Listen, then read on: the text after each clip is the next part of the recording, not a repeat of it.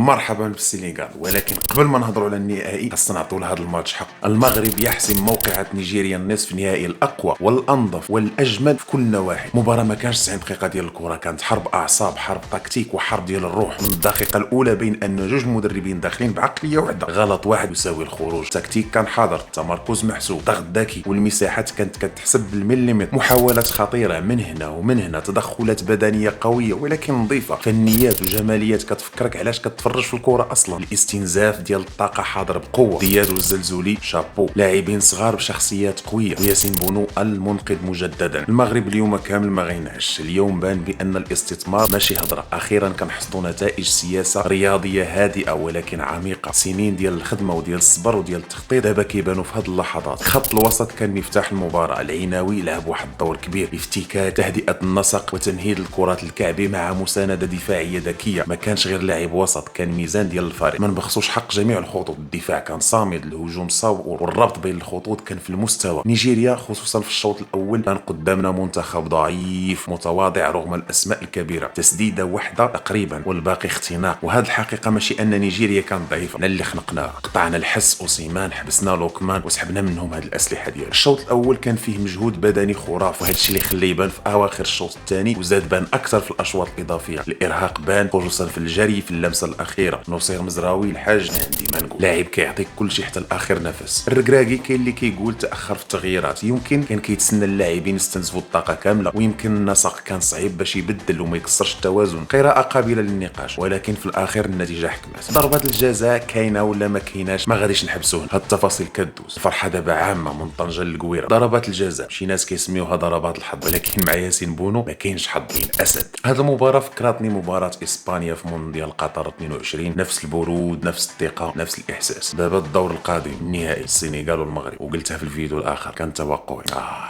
المهم مبروك علينا كاملين، موعدنا النهائي والحكايه ما سالتش. كان معكم حسن، السلام.